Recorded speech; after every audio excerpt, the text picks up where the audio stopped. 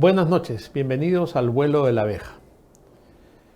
Esta semana han sucedido una serie de hechos en la política nacional que pasaremos a comentar como siempre. Nunca nos falta material, sobre todo con este gobierno improvisado y corrupto que está asolando al país.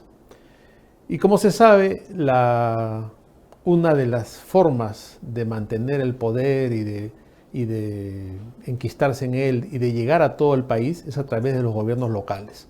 Eso lo sabe muy bien Perú Libre, lo sabe muy bien Castillo, lo sabe muy bien Sendero, que son los que están en el gobierno, y entonces están tratando de ser amistosos con los gobiernos locales, regionales, alcaldías, para extender su hegemonía y su poder, más aún ahora que vienen elecciones, y también considerando que muchas municipalidades de provincias aliadas del gobierno son espacios de difusión de ideas, de conceptos, de estrategias. Entonces, dentro de este marco, con esta idea de avanzar estratégicamente hacia el interior del país, no se le ocurrió mejor idea a Pedro Castillo que hacer una premiación, un reconocimiento a una serie de alcaldes, ¿no? Casi 500 alcaldes de provincias han sido traídos a Lima. Acá en Lima se les agasaja, se les trata cuerpo de rey y se va ganando su favor. Pero no esperaba Castillo una reacción que me parece muy justa y muy merecida, que es la que tuvo el alcalde de Moche. Vamos a ver el video, después lo comentamos. Presidente Castillo, desde Moche, se lo devuelvo porque yo no quiero eso. Quiero pistas y veredas para mi lugar. No quiero, presidente. No me gustan esos reconocimientos a mí.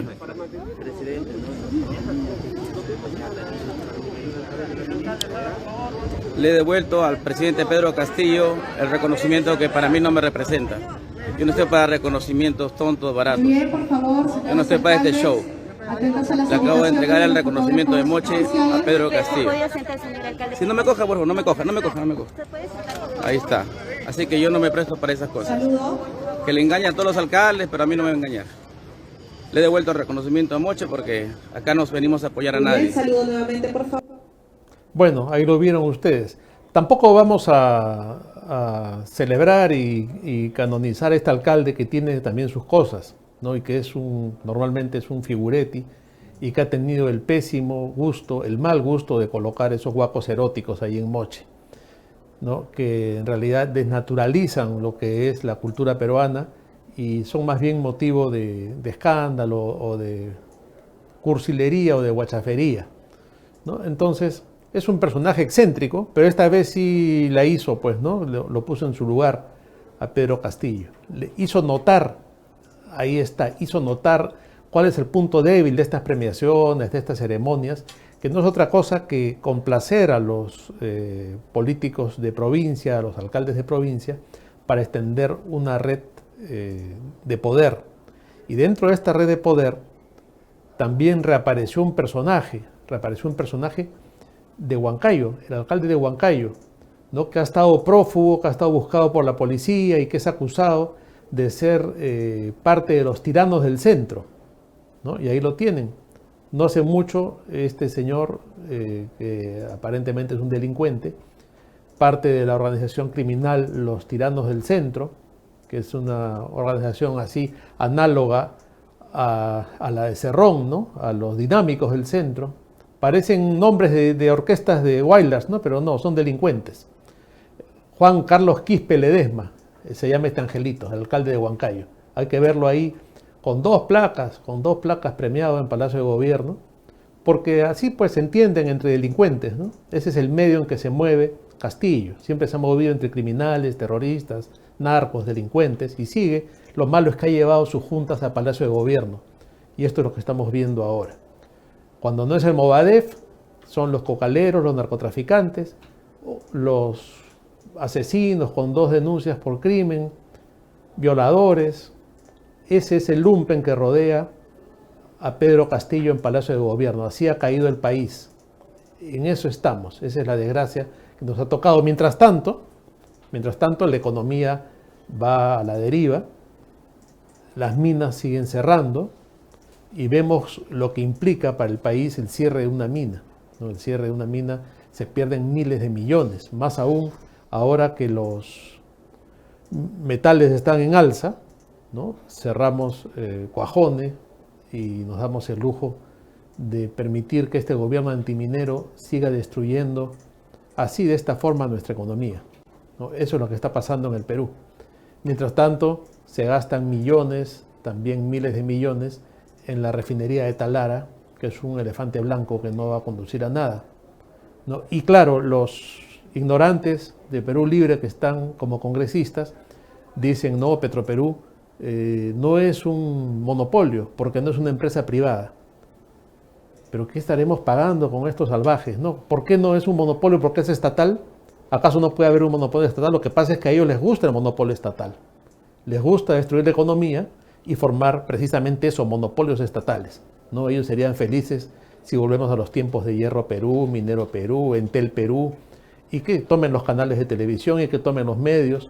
Eso es lo que les gusta a estos comunistas. Entonces ellos dicen, no es un monopolio porque no es privado.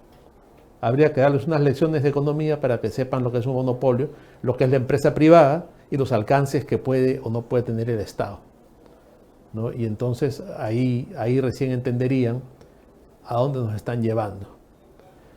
Y otro tema que es preocupante es lo que están haciendo con nuestra política exterior. No contentos con destruir la economía, con destruir las industrias, porque es parte de la estrategia del comunismo, ¿no? Empobrecer a los países, llevarlos a la miseria, porque ellos viven de eso. Cuanto más miserable es un país, más tienen donde ellos trabajar y generar el caldo de cultivo para el comunismo. Esta señora que ven ahí ustedes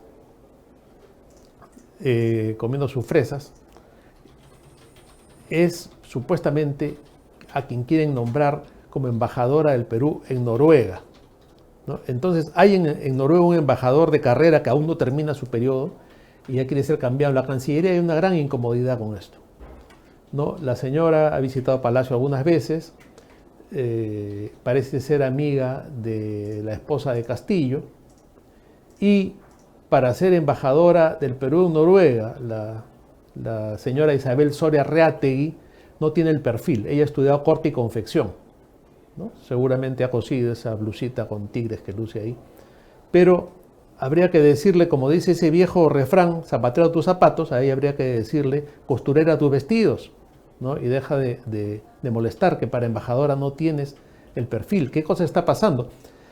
¿Cuál es la política exterior del Perú? Se viene destruyendo todo, incluso la política exterior, incluso las embajadas del Perú en el extranjero están siendo tomadas por gente que no tiene la categoría, que no tiene el conocimiento, la formación y el perfil, ¿no? De ninguna manera queremos que se sienta que menospreciamos a personas que tienen oficios como el de la señora, pero la verdad es que si no está capacitada para tomar una embajada, no viene al caso pensar que la pueda tomar, no tiene sentido, ¿no? Y algunos dicen, bueno, es una embajada política. Bueno, hemos tenido embajadores políticos siempre en el Perú, un porcentaje mínimo, pero generalmente eran personalidades de tal nivel que permitían que el presidente los nombre como embajadores, porque enaltecían la carrera diplomática, no la degradaban. Pero resulta que hoy en día en el Perú estamos degradándolo todo, estamos en una permanente decadencia, ¿no? Y esa decadencia se manifiesta en todo, en la economía, en la política, en las municipalidades, en las elecciones, en el gobierno y ahora también en las embajadas, ¿no? Esa es la realidad a la que nos está llevando el gobierno comunista de Perú Libre. En fin, son tantas las cosas que tendríamos que denunciar que nos falta tiempo en un programa, pero esa es la realidad lamentable en la que estamos viviendo hoy en el Perú. Ahora nos vamos a una pausa y luego continuamos en nuestro programa.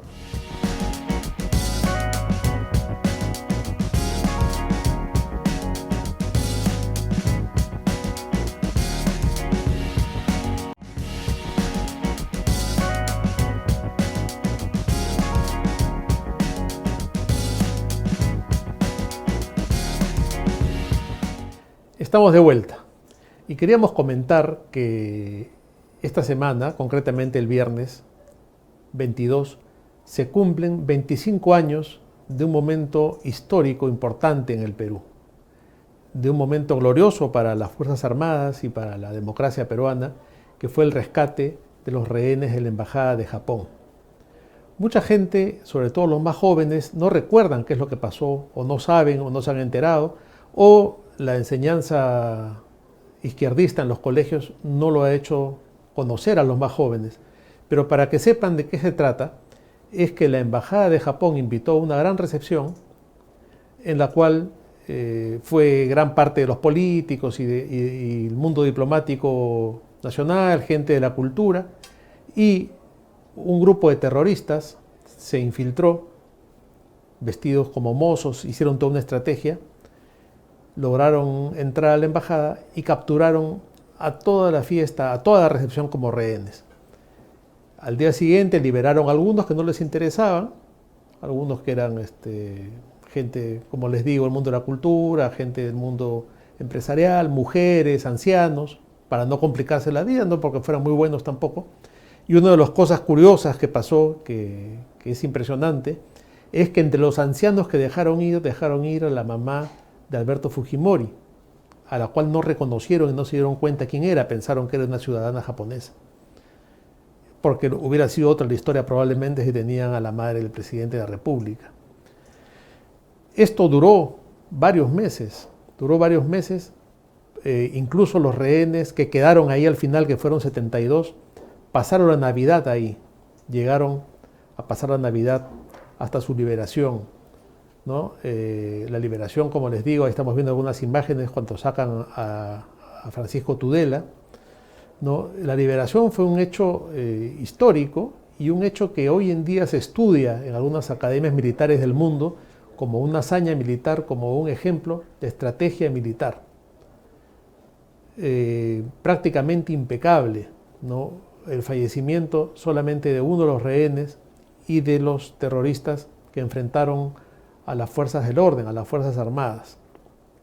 Para llegar a la liberación de los rehenes, la estrategia fue hacer unos túneles subterráneos, unos túneles por debajo de la embajada, en los cuales trabajaron mineros traídos por el ejército desde la zona minera del Perú, y por ahí se ingresó y detonó un explosivo y aparecieron todos los infantes en la sala de lo que había sido la residencia del embajador.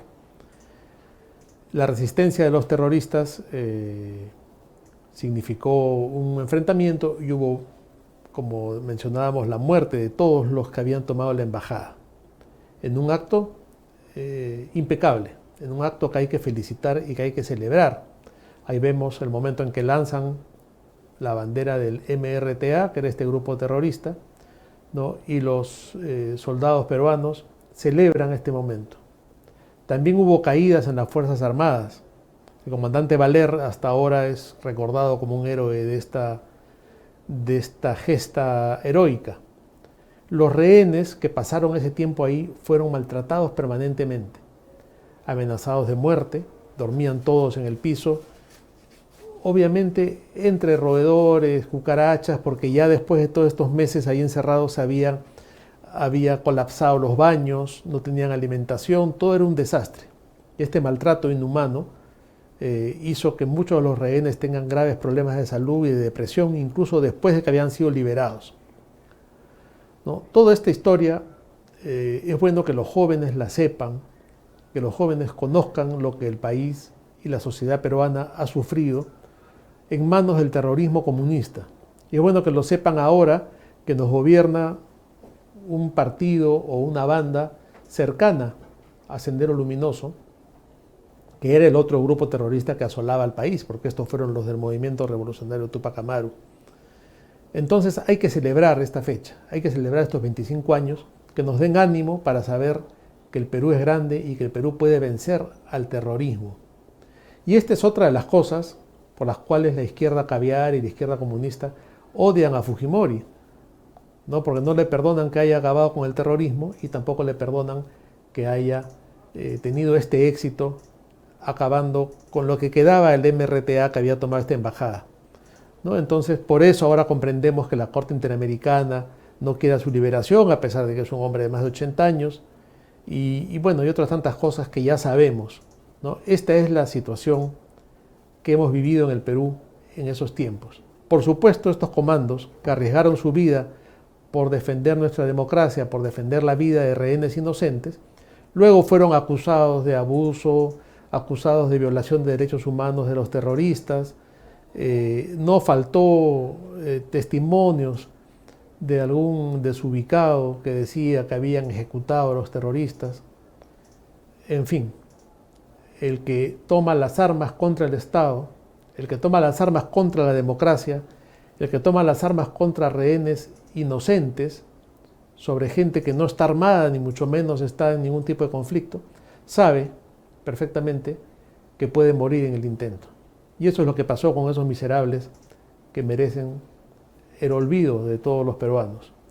Y como cereza del pastel mostramos esta carátula infame del diario La República, del diario amigo del terrorismo y amigo del comunismo, que cuando se estaba construyendo el túnel, se permitieron sacar esta carátula denunciando la estrategia que tenía el Estado para defenderse del terror.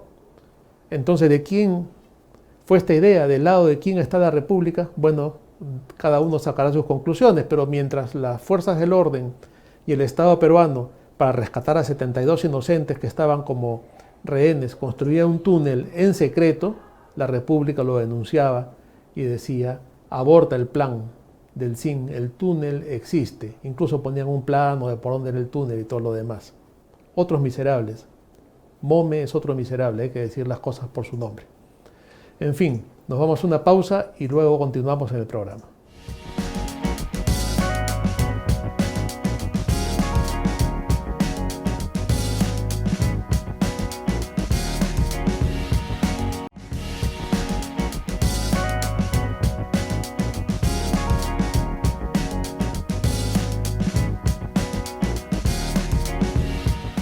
Estamos de vuelta en el programa y vamos a seguir en el análisis de la coyuntura de la realidad nacional, ahora con un invitado que ya es un conocido de este programa, ha estado antes con nosotros, me refiero a Ricardo Escudero, que dirige el portal Minuto Digital, pero que además es un acucioso e inteligente analista de la realidad política peruana. Bienvenido, Ricardo, ¿cómo estás? Un gran saludo, Luciano, un fuerte abrazo.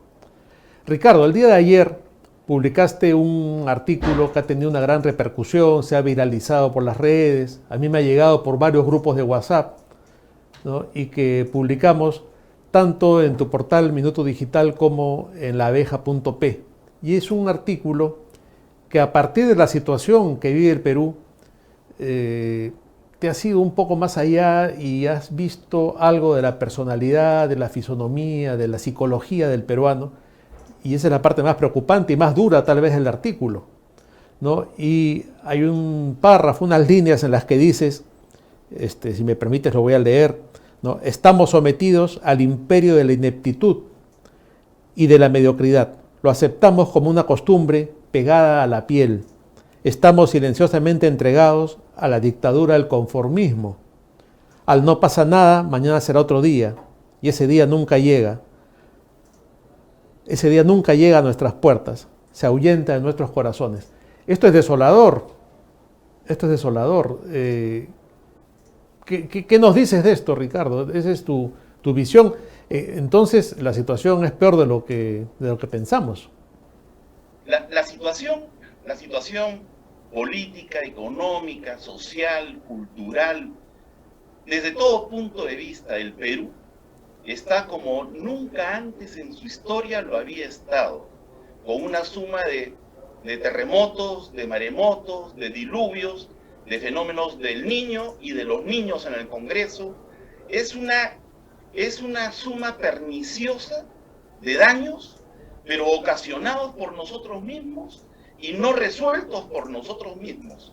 Al decir nosotros mismos en cuanto al daño, me refiero específicamente a los pobladores, a los ciudadanos, a los peruanos, pero es inaceptable y por eso yo traté de hacer una reflexión uniendo varias conversaciones que he tenido a lo largo de las últimas semanas en viajes al interior del país.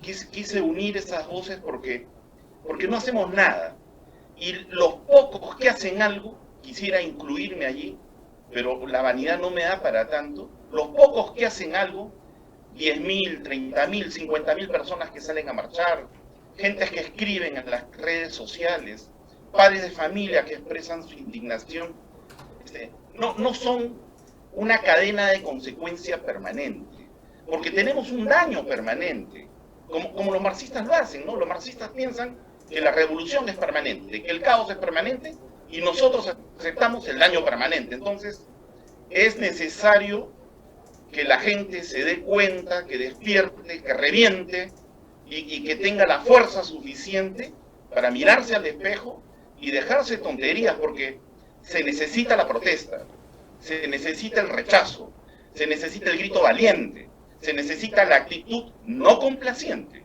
y se necesita finalmente la intolerancia frente al delito que se encuentra gobernando en el Perú.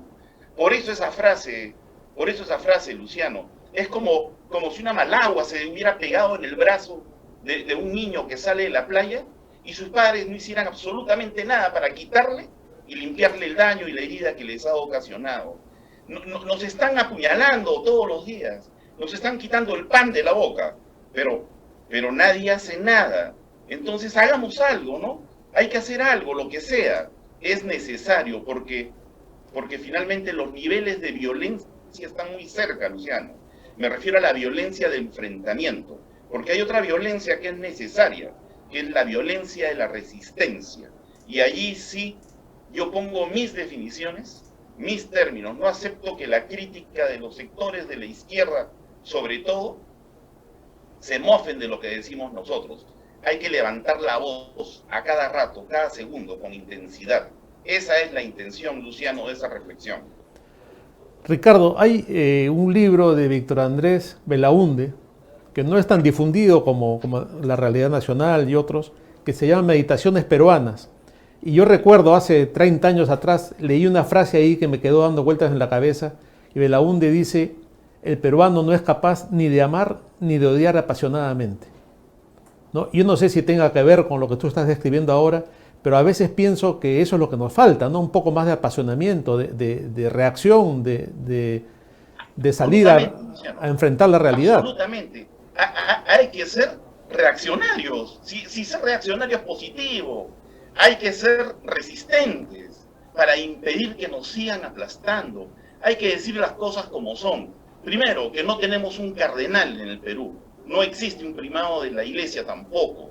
Entonces, va un señor Barreto a Palacio de Gobierno y se compromete con el presidente de la República a presentar unas opciones para nuevo gabinete en el Perú. Esa no es su función. Esa no es su función. Ha hecho un papelón, ¿no? Puede ser de unidad, puede ser de encuentro, pero sobre todo su función es de ejemplo, ¿no? Y tenemos un pastor que da mal ejemplo. Un grupo de periodistas, lo hablamos la otra vez, que no son nada, porque ahí están don nadie y don nada, y doña nada, para que no se sienta resentida. Estas gentes ofrecieron una solución al Perú para que el presidente se comunique con todos y por los medios de expresión tuviésemos conocimiento de qué es lo que ocurre en el poder. No ocurrió nada tampoco, porque ese es, así como un mal pastor, son malos periodistas. E inclusive algunos intelectuales llegaron a decir que el señor presidente iba a firmar un comunicado diciendo que no iba a haber ningún intento de convocar a una asamblea constituyente. Y sin embargo, todos los congresistas del Partido Comunista Perú Libre, porque así hay que decirlo, Partido Comunista Perú Libre, están presentando proyectos continuamente para convocar inconstitucionalmente a una asamblea constituyente. Entonces, tenemos esa suma, pero por otro lado, la ciudadanía sigue dormida. La ciudadanía sigue pensando en el fin de semana, en el almuerzo familiar, en ir a jugar pelota al estadio o ver algún programa de farándula para constatar si alguien engañó a su esposa o engañó a la querida con la esposa, porque ahora resulta que engañar a la querida con la esposa es la nueva moda, ¿no?, de la farándula nacional. Caviar, que apoyó a Sagasti, que apoyó a Vizcarra y que apoyó los crímenes que ocurrieron en días pasados contra 8 peruanos asesinados por este gobierno. Entonces, toda esa suma de barbaridades, estamos viviendo la barbarie política del siglo XXI, Luciano, y hay que decirlo. Así se molesten quien se molesten, así se resientan quienes quieran resentirse.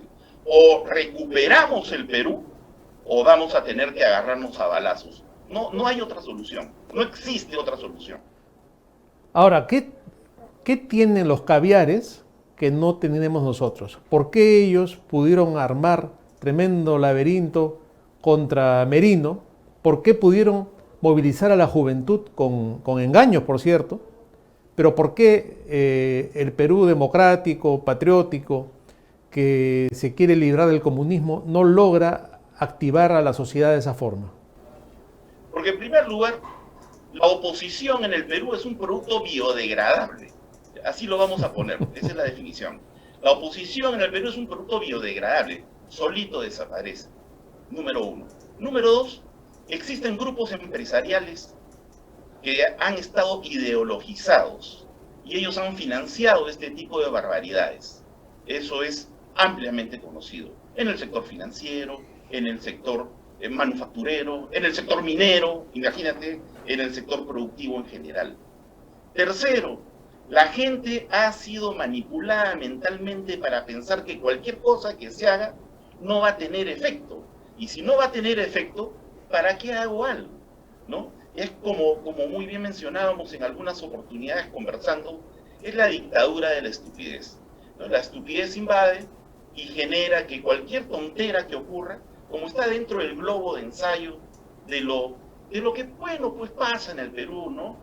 Mataron 8 personas y no ocurre nada, nadie reacciona, salvo los indignados de las redes, que somos pocos y que vamos creciendo, pero lentamente. Ese es un gran error, porque no existe constancia, secuencia, frecuencia, perseverancia. Hay que estar todos los días. Es como el rosario, te alimenta para que tu fe se fortalezca. Entonces hay que también ser perseverantes, constantes, y la crítica de siempre. Los mayores enemigos de los sectores democráticos, de los sectores que trabajan por la libertad, de los sectores que trabajan por el pan para hoy y el almuerzo para mañana, los peores críticos y enemigos son nuestros propios amigos muchas veces, porque no se dan cuenta que la envidia es provocada por terceros. En cambio, los caviares, como son mediocres, como son limitados, se juntan, pues, ¿no? Se juntan. Yo tengo una frase que recogí, ¿no? Los caviares creen que la estupidez, por ejemplo, es un derecho constitucional, un derecho fundamental.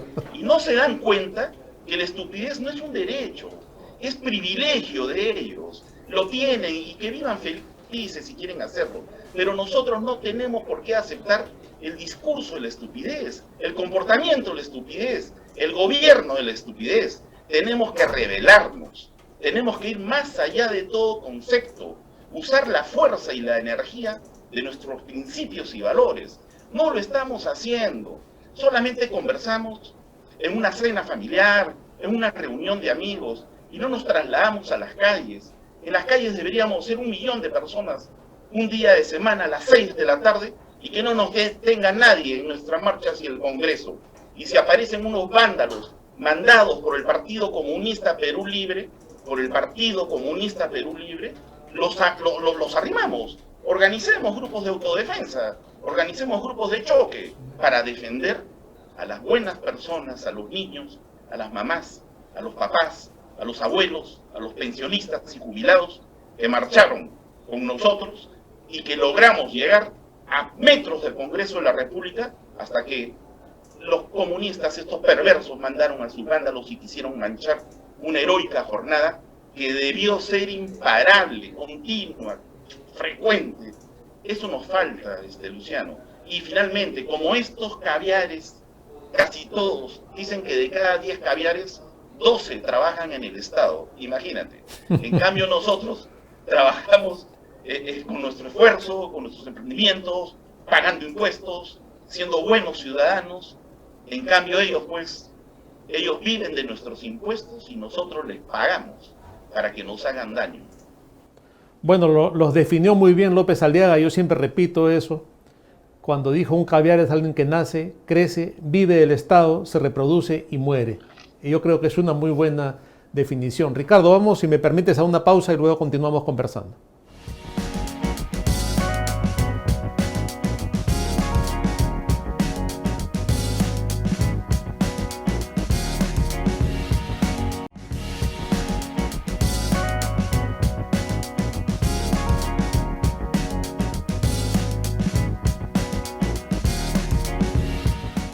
Estamos de vuelta y seguimos conversando con Ricardo Escudero para conocer su análisis y su impresión sobre la actualidad política. Ricardo, en este contexto de algo de frivolidad, de indolencia, de dejadez que tú estás describiendo, pero con ciertos momentos de reacción importantes, vemos un Congreso que realmente no da la talla. ¿Qué salida le ves tú al tema del Congreso? Estamos atrapados entre los niños, los indiferentes, los que se van acomodando y un ambiente además por demás mediocre y corrupto. ¿Qué hacemos con el Congreso? ¿Cómo ves tú este asunto? Lamentablemente el Congreso de la República es la continuidad de la ignorancia, de la mediocridad, de la ineptitud y de la mafia que está destrozando a nuestro país. Son muy pocos los congresistas, yo diría que no pasan de 6, muy pocos los congresistas cuya integridad, cuya consecuencia, cuya transparencia y honestidad realmente merecen un abrazo, merecen un aplauso y merecen apoyo. Pero son muy pocos y no tienen la fuerza suficiente en sus colectividades políticas para que el mensaje trascienda y para que el mensaje impacte. Con esto me refiero a lo siguiente. Por ejemplo, los congresistas de Fuerza Popular no tienen una organización política, Fuerza Popular. No existe una organización política que le dé consistencia, empuje, rebeldía a sus propuestas. Que vengan los militantes y apoyen los proyectos que ellos tienen para poner orden al país. No lo vemos, y me da pena decirlo. El presidente Fujimori ha sido y está siendo maltratado. ¿Dónde están las masas de fujimoristas en las calles, indignadas, protestando contra el abuso que se está cometiendo contra su líder? No están, brillan por su ausencia, congresistas, exalcaldes, regidores. Por lo menos han habido 100.000 funcionarios públicos o 100.000 candidatos o excandidatos del fujimorismo que deberían estar marchando, gritando, protestando, encadenándose, yo no sé, es problema de ellos, pero no se nota una reacción. Renovación Popular no muestra una organización política que Rafael López Aliaga está tratando de construir, porque se están enfocando en el Congreso y en producir leyes, y lo que más cólera le da al peruano son las leyes. Las leyes, Luciano, las leyes se hacen en el Perú para restarte derechos. Las leyes se hacen en el Perú para quitarte trabajo. Las leyes se hacen en el Perú para aumentar los impuestos y para quitarte el almuerzo, el desayuno y la cena progresivamente. Las leyes se hacen en el Perú para que la educación no alcance a todos.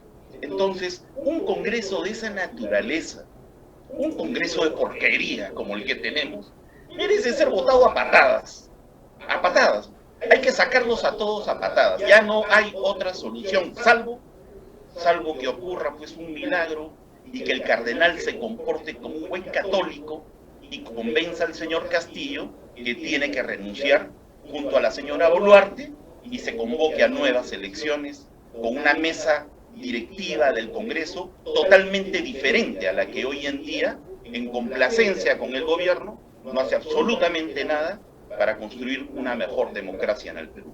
Eso yo opino del Congreso. Sí, porque ya no estamos para mesas de diálogo, acuerdo nacional y todas esas guachaferías que no sirven para nada sirven. Se van todos. Bueno, hay que darle fuerte a los que están atentando contra la libertad de los ciudadanos y contra la democracia. Hay que recomponer al país. Bueno, está visto, Ricardo, que el tema de una posible vacancia a través del Congreso no va a funcionar. Ellos tienen unos 44 o 45 votos asegurados entre los partidos de izquierda y los traidores que nunca faltan, con lo cual ya tienen bloqueada esa posibilidad. Ahora, ha surgido algo muy interesante, que es la denuncia constitucional por traición a la patria que han presentado Hugo Guerra, Ángel Delgado, Altuve, Tudela y Viñolo. No sé si me olvido de alguno, creo que no, y Lourdes Flores, y que fue acogida en el Congreso porque la iban a desechar, pero gracias a que Norma Yarrow y el almirante Cueto la hicieron suya esta propuesta, ya ha avanzado un poco y es una posibilidad que solo con 50 votos se pueda producir esto y que implique no la destitución, pero sí la suspensión en sus funciones de Castillo, que ya sería un paso, ¿no? Nos libramos de Castillo a ver qué es lo que viene. ¿Tú crees que esto es posible o estamos soñando? Yo creo que es muy complicado y es muy enredado. No le resto méritos, me parece una actitud valiente de los que la han impulsado, en especial de una gran persona como Fernán Altuve y Hugo Guerra Arteaga y los demás, evidentemente. Pero ese no es el camino. Ese es un antídoto. Es un antídoto. Pero el camino que se tiene que tomar es de la movilización popular. Tenemos que construir una alternativa popular de gobierno nacional, una alternativa popular de gobierno regional, una alternativa popular de gobiernos locales. Hay que organizar a la gente para la reconquista de las municipalidades como unidad y núcleo de las familias que componen justamente un distrito. Hay que limpiar los gobiernos regionales de todos los minicárteles que se han enriquecido a lo largo de los últimos 30, 40 años. Y hay que desterrar del gobierno, hay que desterrar a los que están, a los que quieren volver y a los que siendo delincuentes quieren ingresar. Y eso se logra movilizando a la gente, instruyendo a las personas, educando a los jóvenes, dando la cara.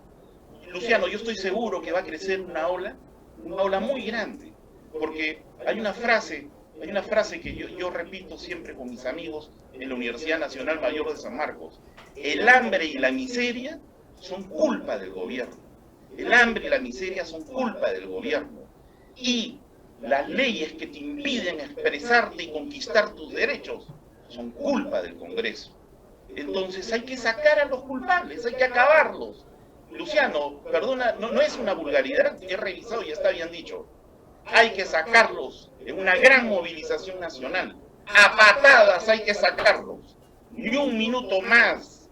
Y si la gente dice que uno está equivocado, que es violento, que es reaccionario, que digan lo que quieran, pero la libertad y la democracia hay que defenderla en las calles, en tu casa, en tu barrio, en tu universidad, en la panadería, en el mercado, en la playa también, donde sea. Hay que defender, hay que actuar, hay que actuar. Los antídotos sirven, pero no solucionan la enfermedad que está carcomiendo el cuerpo de esta nación. El otro día conversaba con Juan Cheput y lanzó un neologismo que me gustó, ¿no? Dijo que el Estado lamentablemente estaba lagartizado y no se puede negar que la herencia del lagarto Vizcarra aún sigue vigente y controla ciertas instituciones, ¿no? Porque claro, lo sacamos a patadas, como dices tú, y tenemos el problema de la Fiscalía de la Nación, el problema del Poder Judicial, de la Junta Nacional de Justicia, de los organismos electorales. ¿Qué hacemos con ese Estado para deslagartizarlo? La frase sacarlos a patadas tiene que ser entendida en todo el conjunto de los organismos que tú has mencionado. Se trata, no solamente se trata que se vaya la banda delincuencial que se encuentra en Palacio de Gobierno, no solamente se trata que se vayan todos los faranduleros del Congreso de la República, sino que justamente los ejes que lo sostienen, ¿no? Los ejes como los tentáculos del pulpo, ¿no? Todos esos ejes tienen que ser recompuestos. Por eso se tiene que formar, se tiene que consolidarse una alternativa nacional de gobierno nacional que tenga una agenda muy clara. Muy bien, elecciones, muy bien. Recomposición de la OMPE, recomposición de la RENIEC, recomposición del Jurado Nacional de Elecciones. Afuera todos los que han ingresado como autoridades de migraciones, de la Policía Nacional. Afuera los altos mandos del Ejército. Hay que limpiar la casa para que ninguna cucaracha esté rondando. Hay que limpiar la casa del perro para que las pulgas no irriten a quien los defiende. Hay que ser así, Luciano. Hay que ser así. Este es un trabajo intenso, fuertísimo, donde hay gente que puede ayudar. Muchísimos peruanos, estoy seguro, se unirían en un gran esfuerzo para que en una semana, una sola semana, limpiemos toda esa increíble mancha de ociosos, sinvergüenzas y usurpadores de cargos públicos que están destrozando lo que antes eran instituciones y ahora son organizaciones criminales al servicio del Estado. Todo el paquete viene completo, todo el paquete tiene que venir completo, no es solo Palacio, no es solo el Congreso, no, eso es peligrosísimo, tiene que ser el conjunto de los tentáculos que sostienen al pulpo, y como todos saben, este pulpo no tiene cerebro, es una ventaja increíble, Luciano. El pulpo del gobierno, los pulpos no tienen cerebro, ¿no? Entonces, el pulpo del gobierno no tiene cerebro. Entonces, es más fácil. No hay que hacer ni trepanación siquiera. Hay que cortar la cabeza y hay que sacar los tentáculos. Es un operativo político, institucional, que se tiene que construir. Tiene que haber una agenda de reacción inmediata. Eso es lo que se tiene que hacer. Ahora, esa es una visión, obviamente, positiva de lo que habría que hacer, pero alguien podría decirte, muy bien Ricardo, pero es muy difícil hacer eso respetando la Constitución, los límites que impone la democracia, etcétera, y más pareciera que hay que hacerlo un gobierno autoritario, ¿no? No, perdona, entiendo tu pregunta y tú sabes el cariño y respeto y coincidencia de valores que tengo contigo, pero voy a responder como si me la dijeran otras personas. Hago de abogado del diablo. No importa, Luciano, bueno, el abogado del diablo es el cardenal Barreto, así que tú no lo compares. Ese es su abogado y su amigo, creo. La Constitución política del Perú nos da todas las herramientas necesarias para defender la libertad y para reprimir los ataques a la libertad. No existe un país sin represión. La represión es necesaria. Es necesario reprimir el delito, es necesario reprimir el contrabando, es necesario reprimir, castigar a los violadores de niñitos, es necesario reprimir a los que van en contra de la mujer y la dignidad y los derechos humanos de cualquier persona con discapacidad. Es necesario reprimir. La Constitución nos da todas las herramientas para reprimir el delito. Entonces hay que reprimir el delito político, hay que reprimirlo, no hay que tener miedo de decirlo. Yo no tengo miedo de decirlo, yo sé que tú tampoco y muchas personas tampoco. Hay que reprimir al delito político, hay que proscribir los partidos de tendencia terrorista o proterrorista. Hay que encarcelar, castigar y reprimir a todos aquellos que en base a la violencia, al asesinato y al terrorismo quieren entrar en el poder nacional, en el poder regional, en el poder local para dinamitar a nuestro país. Tenemos todas las herramientas legales, todas, y creo aún más que sería conveniente, por ejemplo, y lo he escuchado también, hay que cambiar con una iniciativa ciudadana. Esta no es una idea mía, pero la respaldo. Con una simple idea ciudadana, cambiamos el artículo 205 de la Constitución, si no me equivoco, sí. Y chau, esa guachafería y tontería de lo supranacional mal empleado. Porque en el discurso de que la justicia supranacional está encima de la justicia nacional, Lori Berenson es indemnizada, sí. Por atentar contra el país. Los terroristas han recibido más de 40 millones de dólares de nuestros impuestos como resarcimiento por sus crímenes. Y sin embargo, nuestros infantes de marina, nuestros comandos del ejército, siguen largos juicios, 20, 30 años.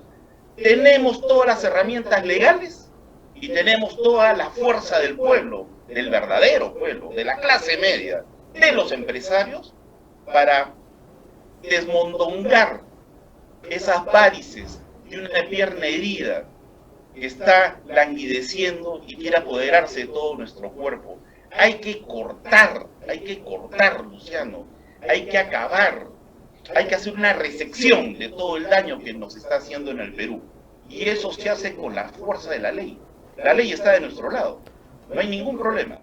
Absolutamente de acuerdo, Ricardo, y sobre todo con esa iniciativa de eliminar ese artículo 205, que para que quienes ven el programa lo tengan en claro, es el artículo que permite que la Corte Interamericana de Costa Rica de Derechos Humanos, por ejemplo, esté por encima del Tribunal Constitucional o nos quiera llevar las narices a hacer lo que a ellos les parece. Y ya sabemos de esa Corte de qué pie cojea, ¿no? Y qué ideología es la que está detrás. Entonces, esa iniciativa ciudadana sería fantástica. y vamos a ver si es posible eliminar ese artículo 205 de la Constitución. Ricardo, te agradezco mucho, claro como siempre y contundente. Muchas gracias, Luciano, un fuerte abrazo y recuerden, amigos, el hambre y la miseria son culpa del gobierno. El hambre y la miseria son culpa del gobierno. Gracias. A ti las gracias, Ricardo. Y con ustedes será hasta el próximo miércoles, como siempre, por la señal de BHTV y a través de las redes sociales de laabeja.p.